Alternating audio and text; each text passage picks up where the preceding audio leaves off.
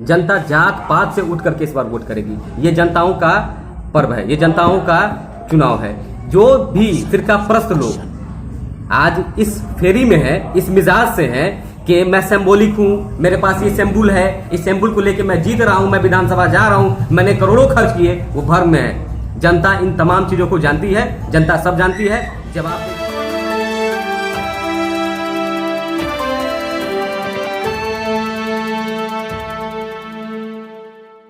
नमस्कार, दरभंगा समाचार में आपका स्वागत है। जहां गौरा बराम में बड़े बड़े पार्टी अपने बड़े बड़े उम्मीदवारों को खड़ा करके जीत के लिए चारों तरफ अपने जनसंपर्क को बना रही है, वहीं पर निर्दलीय मोहम्मद इसराफुल उर्फ हीरा खड़े हैं गौरा बराम से और आम आदमी पार्टी के जिला अध्यक्ष शब्बे नवाज साहब का पूरा समर्थन है, आम आदमी पार्टी का पूरा समर्थन है। आज उन्होंने एक प्रेस वार्ता रखा अपने निजी आवास में। उन्होंने बताया कि गौरा बराम की जो स्थिति है वो कितनी ही दयनीय है, चाहे वो खेती के लिए हो, शिक्षा का हो, रोजगार हो, बेरोजगारी हो। साथ साथ उन्होंने ये भी बताया कि वहाँ पर जो लड़कियों की जो सुरक्षा है वो बहुत बड़ी बात है।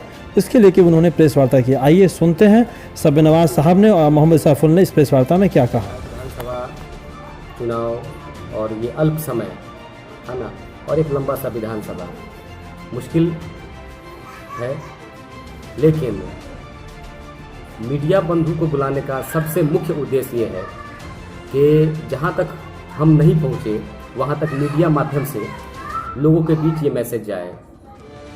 आज गौरा बराम विधानसभा जो अपने आप में एक ऐतिहासिक रहा, इस विधानसभा ने न जाने कितने मंत्री दिए, फिर भी लचर व्यवस्था से है, कुव्यवस्था में है।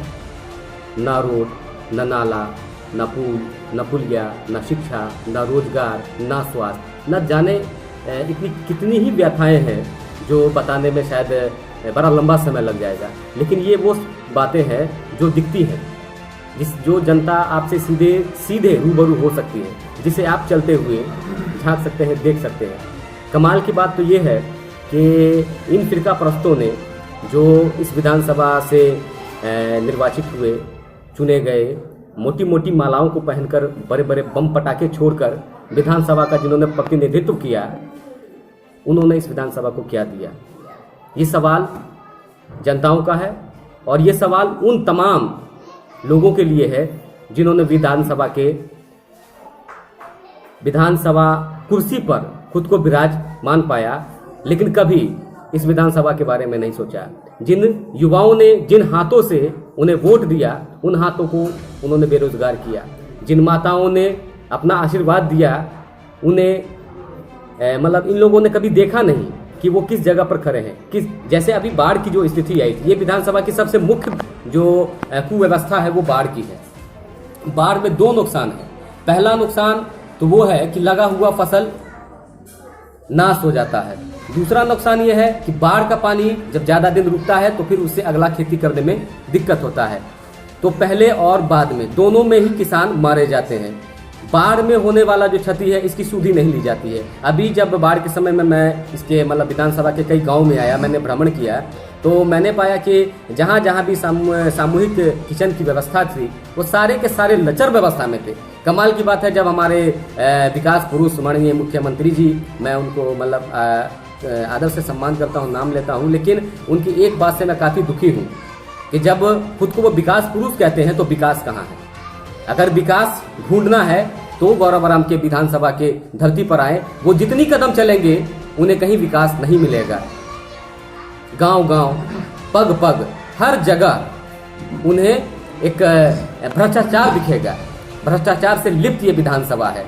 इस विधानसभा पे लगातार मेरा आना रहा है, लेकिन समझ में नहीं आता कि इसके व्यवस्था को कहाँ से उठाऊं। इन्हीं सब बातों के साथ इस विधानसभा को मैं देख रहा हूं और यहाँ से आम आदमी पार्टी द्वारा समर्थित उम्मीदवार भाई इसराफिल हैं, जिनके लिए मैं यहाँ आता हूँ, प्रचार प्रसार करता हूँ, लोगों के बीच जाता हूँ, लोगों को समझाता हूँ कि 30 साल, ये 30 साल नहीं, ये 30 साल का लॉकडाउन है। 6 महीना में लोग परेशान हुए हैं। समझ जाइए कि 30 साल में किस तरह से परेशान हुए होंगे। 30 साल के इस लॉकडाउन को तोड़ना है।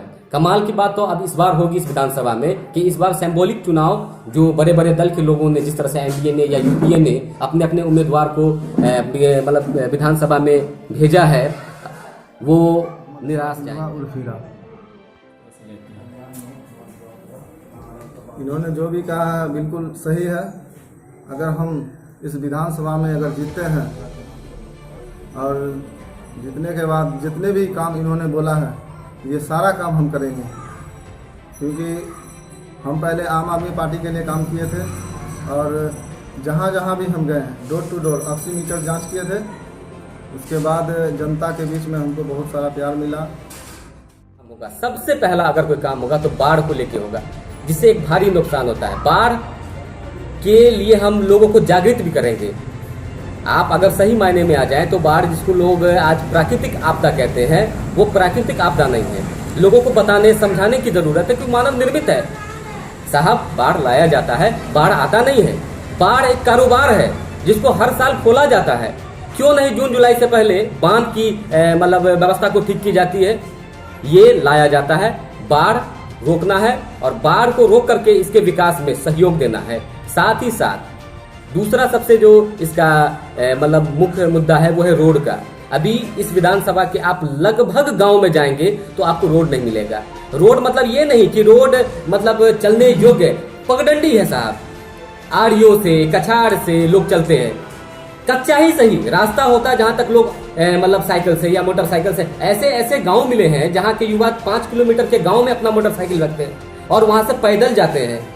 अगर कोई प्रसूता रात में पीड़ा से प्रेरित हो जाए, किस तरह से उसे लेकर प्राथमिक स्वास्थ्य केंद्र जाया जाएगा, ये शर्म की बात है। ये दूसरा मुद्दा है। तीसरा मुद्दा है शिक्षा का। जितने भी विद्यालय हैं, विद्यालयों की जो लचर व्यवस्था है उसको सुधार करने की, उसको रिमॉडलिंग करने की जरूरत है। चौथा मुद्दा हमारा होगा यहाँ के युवाओं का। यहाँ के युवा, उनको साल में 3 महीना भट्ठे पर मजदूरी या दिहाड़ी मजदूर के रूप में काम कराया जाता है। 9 महीना बैठ के वो मतलब रोड पर बउआते हैं या इधर उधर करके अपने रोजमर्रा की जिंदगी का गुजर बसर करते हैं। यहाँ पर कोई ऐसा औद्योगिक क्षेत्र लगाया जाए जिससे उन्हें रोजगार उन्मुख बनाया जाए। ये चौथा मुद्दा होगा। उसके बाद मुद्दा होगा बालिकाओं की सुरक्षा का। बालिका, अभी जो ये विधानसभा है 7 बजे के बाद आप विधानसभा के किसी भी जगह से दूसरे जगह नहीं जा सकते। बालिकाओं की बात तो बहुत दूर की बात हो गई। उसके सुरक्षा का, उसके शिक्षा का, उसके स्वास्थ्य का, लड़कियों के कौशल विकास का, ये सब हमारे मुद्दे होंगे। और जब हम जीतेंगे तो इन मुद्दों पर हम काम करेंगे और इसी तरह से गौड़ा बराम के विकास में पहला कदम इन सबको लेके उठाएंगे। बिल्कुल बिल्कुल, ये आपका सवाल बहुत अच्छा है। मैं स्वागत करता हूँ आपके सवाल का। और जिस तरह से आपने सवाल पूछा, अगर इस तरह से मीडिया बंधु लगातार ये सवाल करें तो शायद जनता के लिए अच्छा भी होगा।